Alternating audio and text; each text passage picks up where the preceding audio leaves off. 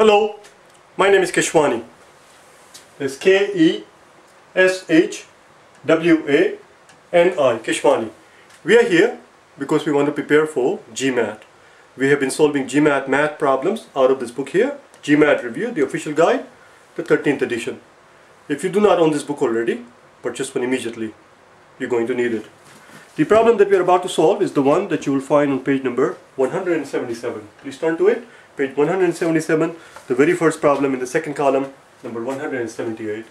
In this problem, we are told that there were 300 subjects who participated in some experiment to reduce their fear of height. During the experiment, as they were going through the experiment, they experienced some effects. We are told that 40% had sweaty palms, 30% had vomiting, and 75% had experienced dizziness. We are also told that there was none experienced no effect. None experienced no effect. In other words, everybody had at least one or more effects. We are also told that 35% of the people in the experiment experienced exactly two effects. The question simply is, how many experienced one effect? Now typically, a problem like this that you see can be solved very easily with Venn diagram, typically. This one is not the typical Venn diagram problem. It's not because it's missing a piece of information. Which piece of information it is missing, I will tell you when we get to it, at the appropriate juncture, okay? In the fullness of time. Let's start out with something simpler. Let's start out with something very simple. Let's talk about a situation when we only have two symptoms. Just two symptoms. Let's suppose that we have 100 people participate. We are told that 80 of them experience dizziness and 40 of them experience vomiting. If 100 people participated in the experiment, and if we are told at the same time that 80 of them experience dizziness and 40 of them experience vomiting, when you add them up you get 120. Why 120? There is only 100 people here. That 120 tells us that there were 20 people who were double counted. In other words, there were 20 people who experienced both symptoms, who experienced both of these vomiting and symptom. And in the Venn diagram, we'll show it like this. To start out with, we put our 80 for dizziness, we put our 40 for vomiting, and when we figure out when we add them up, we figure out that there is a 20 that is being double counted that goes in the common area because they experienced both the symptoms. And we have to adjust this figure because this shows 40 people who had vomiting. Of those 40 people, 20 of them also had dizziness. So we cannot count the 20 here and the 20 here. So we have to adjust this figure, reduce it to 20. Similarly, this 80 represents the people who had dizziness. But these are not the people who experience only dizziness. In it includes the 20 people who also had vomiting. So we have to adjust this figure to 60. And now as you can see, 60 plus 20 plus 20 gives us our 100 that we started out with. And in this diagram what it tells us is that 60 of them had only dizziness, 20 of them had both, and 20 more had only vomiting. That's the concept that we need to understand here. So let's see what happens here.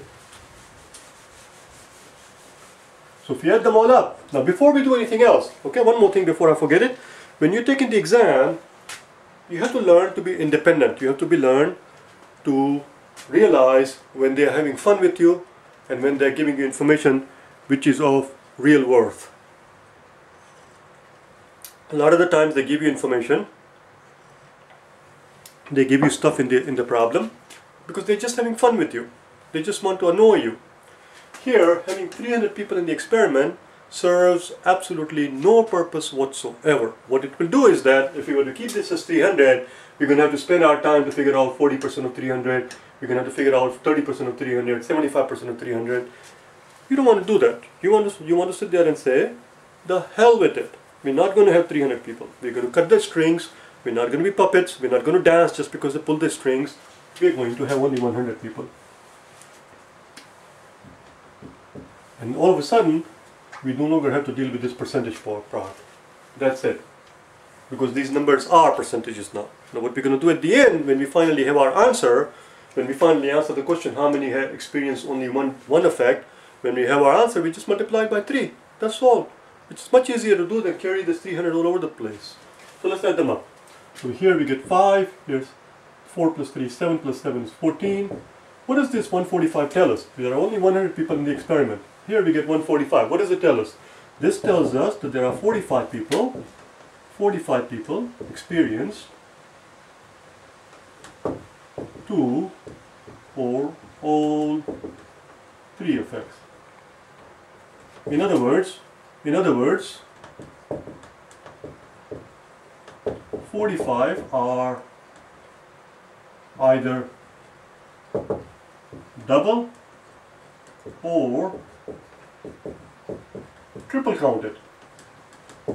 If there is a person who experienced all 3 of this symptom, that person is going to be counted in the total of people who had vomiting. The same person will be counted in the total people who had dizziness, and the same person is going to be counted in the total for the people who had sweaty palms. He's being triple counted. That's what this 45 tells us. Now let's show this thing in the Venn diagram.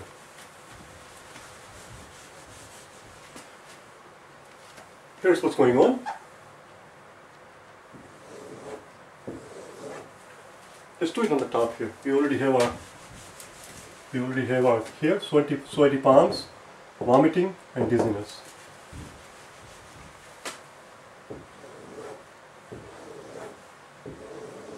One.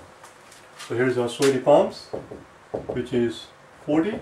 Here is our vomiting, which is 30, and here is the dizziness, which is 75. We know how many people had they tell us exactly how many people had 2 effects. The reason why this problem cannot be solved with a Venn diagram, the only way we can solve this problem is through algebra, which we'll get to in a second, is because we know how many people had 2 effects. They want to know how many people had exactly 1 effect, but we have no way of knowing how many people suffered through all 3 effects. There is nothing in the problem that tells us. If they actually told us that, we could actually use the Venn diagram and solve it very easily. Here's what's going on. We have 40 people who we know had sweaty palms. We have 30 people who had vomiting. And then we have 75 people who had dizziness. Then they go on to tell us that exactly 35 people had 2 effects. Now it's up to us. It's entirely up to us as to where you want, how do you want to distribute that 35. We can put a 10 here. We can say that 10 people had sweaty palms and vomiting, and we can put a 10 here and say 10 people had vomiting and dizziness, and we can put a 15 here and say 15 people had sweaty palms and dizziness by putting 15 here. In other words, we could do it like this: 15, 10, 10, or we could do it like this. We can put 20 and 10 and 5. It's up to us how we distribute it. Or we can do 35, 0 and 0 if we wanted to. Is the last scenario possible? No, the last scenario is not possible. We couldn't possibly have 35 people suffering from vomiting and dizziness when we are told that altogether there were only 30 people with vomiting. So we cannot have 35 people suffering from both. This number cannot be larger than that. So let's distribute it. I'm going to keep it very simple. I'm going to put all 35 of them here. We're going to pretend that these 35 people who had 2 effects, we're going to pretend that all 35 of them, the 2 effects that they were suffering from were sweaty palms and dizziness. As soon as we put 35 here in the common area, that 40 can no longer remain 40. That 40 now becomes 5. That 40 now becomes 5. And this 75, we have to take a 35 away from it because we're counting it here. We cannot count it here again. There will be double counting. 75 minus 35 is 40. Now, if we can somehow figure out what goes in the middle here, people who had all 3 effects, then we can adjust here these figures and be done with it. For example, this is purely for example. This is not something given to us. For example,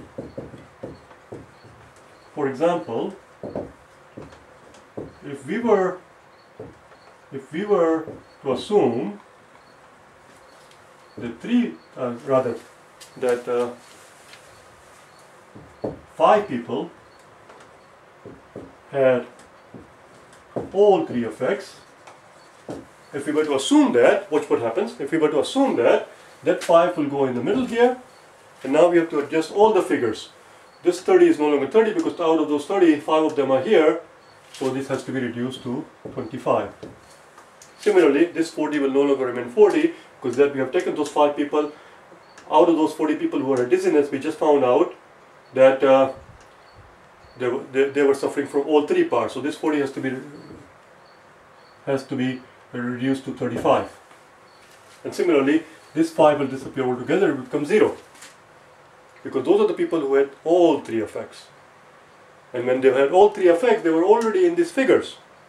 When we said that these people had, 40 people had sweaty palm, it was not just sweaty palm, we just realized that included in it were the people who had sweaty palms and vomiting and dizziness. We could not put them here because this represents only sweaty palms and dizziness. So we put 5 here, we have to adjust all the figures. So now we know that there was nobody, that 0 tells us that there was nobody who had only the sweaty palm. But there were 25 people, who had only vomiting. And similarly, there were apparently 35 people who suffered from only dizziness. 35 plus 25 is 60. I shouldn't put 60 there, that's going to cause confusion. 35, so this 35 plus 25 represents 60, and that's your answer. How many people had only one effect? 60 people. 35 people had only dizziness, 25 people had only vomiting. But we could not figure it out unless we knew this figure. How many people had exactly all 3 symptoms? They do not tell us. We will have to figure it out on our own. So all this time that I spent so far in the video right now is just to make you understand that part. We haven't begun the solution yet. We could not have begun the solution until we understood that point. The only way this problem can be solved is through algebra, because we're going to have to actually extract it. It's not given to us. So let's begin our story, shall we? So now the story is going to begin. The real solution to the problem is going to start now.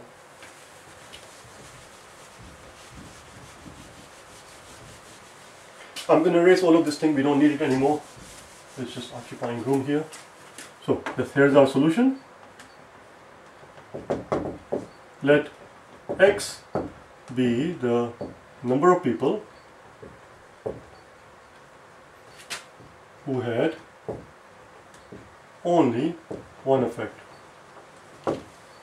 Let y be the number of people who had exactly 2 effects. And let z be the number of people who had all three effects. How are we going to show this x, y and z in the Venn diagram? In the Venn diagram, this x, y and z that we're talking about is going to appear something like this. Here is our sweaty palms, here is our vomiting, and here is our dizziness.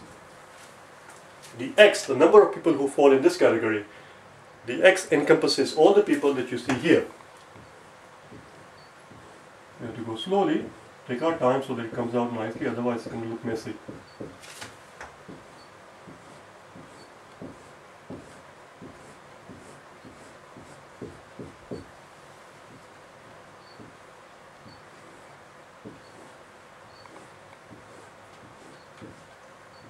There you go. That's your x. Y represents the number of people who had exactly 2 effects, which will be this part right here.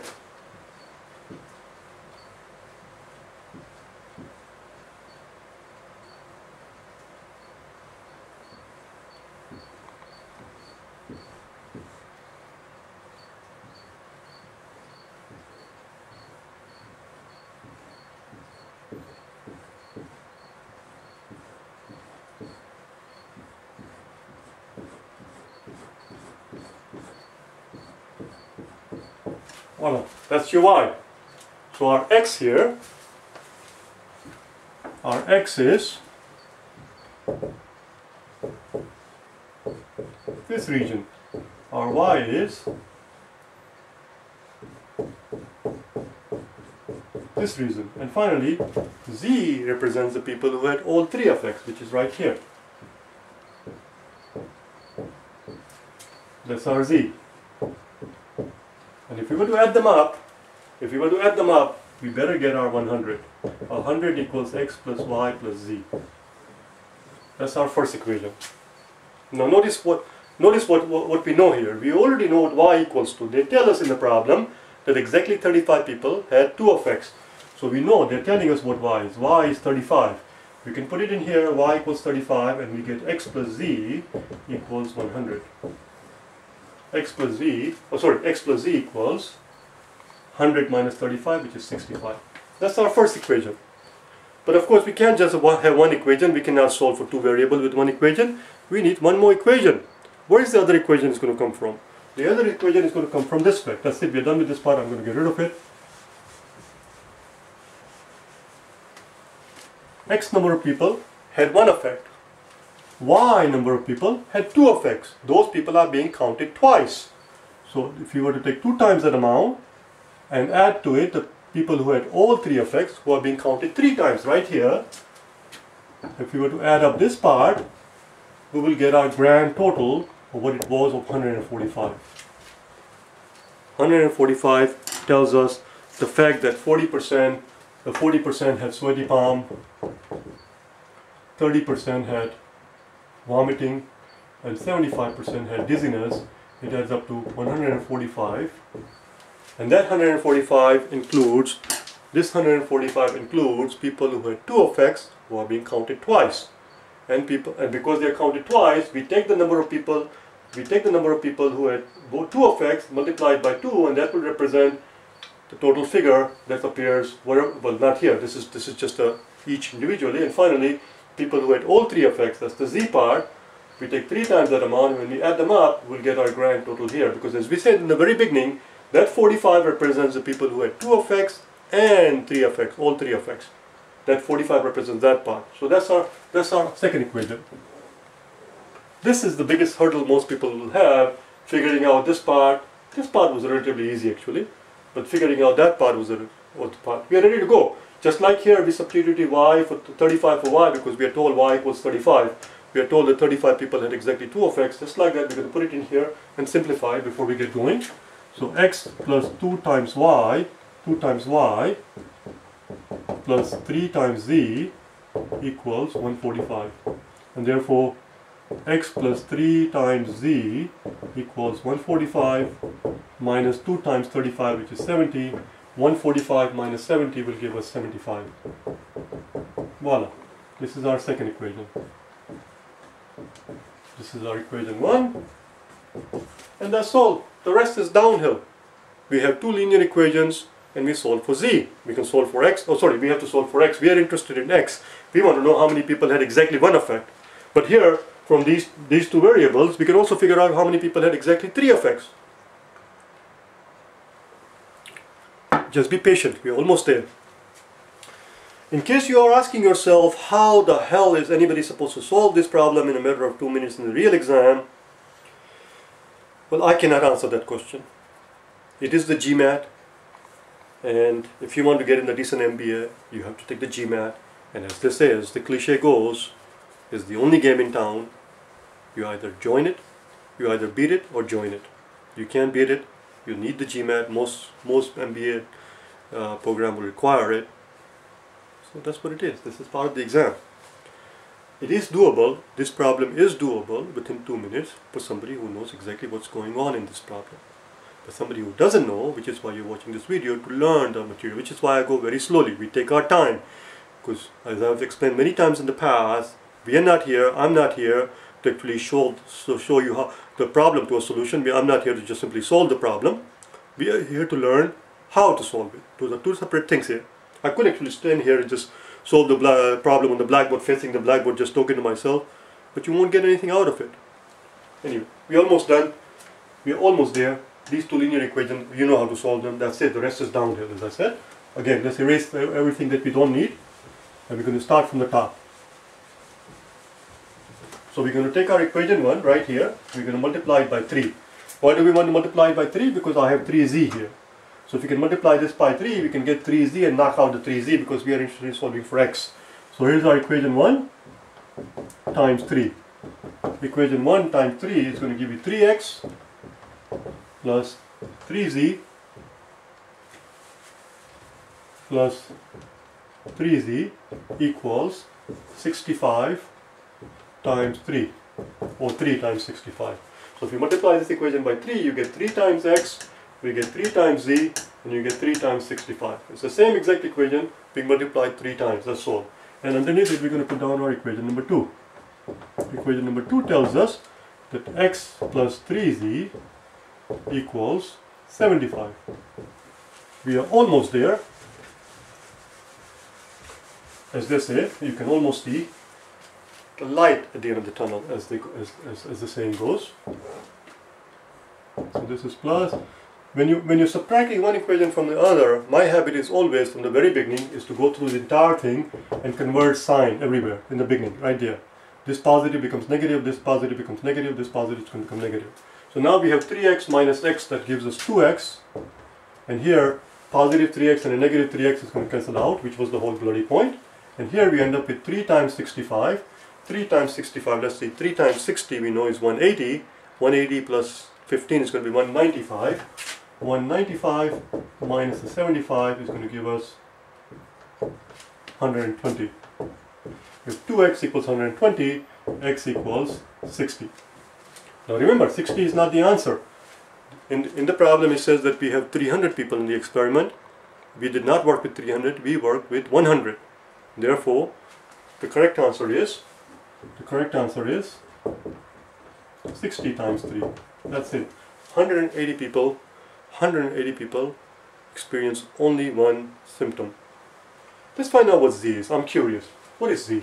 Let's put it in the equation here, in this equation right here. So now we know x is 60 plus 3 times z plus 3 times z equals 75. That tells us that 3z equals 75 minus 60, which is 15, and z equals 5. Oh, what do you know? There are 5 people who had exactly 3 of x, just like we pretended in the beginning. I wonder why I pretended that number. And now we know how many people had exactly 3 of x. We can actually solve it, show it in the Venn diagram very easily. Would you like to see it? Let's find out. I'm going to make a note here that z equals 5. Z equals 5 based on the work we did here, and we're going to show it in the Venn diagram very quickly, and that will be the end of the show. So here is our. This is how we start out with it, just so you understand it. Here is the sweaty palm, here is the vomiting, and here is the dizziness. To start out with, we put down the original number 40, 30, and 75. 40, 30, and 75. Then we are told that 35 of them had 2 of x. 35 of them had 2 of x. Now in the previous example, I put all 35 of them here. Just to make it interesting, I'm going to break it up differently. Let's put 20 here and a 15 here. So that's 35. You see, 35 people had 2 of x. But as soon as you put 20 here, that 30 goes down to 10. And as soon as you 15 there, that 40, we cannot count that 15 twice, so it becomes 25. Then now we know, in addition to that, now we know that 5 people had 3 of x. So 5 people had 3 of x, it goes in here. As soon as you put a 5 there, we have to take away the 5 from here, it becomes only 5. This 7, oh, we did not adjust. See, I wasn't paying attention. When we put 35 here, we have to take away 35 from 75 also. 75 minus 35 would be 40. And now we take away another 5, we already took care of that 5. When we put a 5 here, that 40 is going to become 35. And that 25 is going to become 20. So let's find out how many people had only one of it, which is this part right here. Which is this region right here, which is 20 plus 5 plus 35. I wonder what 20 plus 5 plus 35 would add up to. 20 plus 5 is 25, 25 plus 35 is 60. Voila. This is just one scenario. There are infinite different possibilities as to how we could have split 35 people with the 2 symptoms. But anyway, that's just one way of doing it. And finally, we have solved the problem. As I said before, without the algebra, I don't think it can be done. And if it can be done without the algebra, just by the Venn diagram, I would love to learn it. I could not see that thing myself. I could not see it myself. I'll see you tomorrow, okay? Bye now.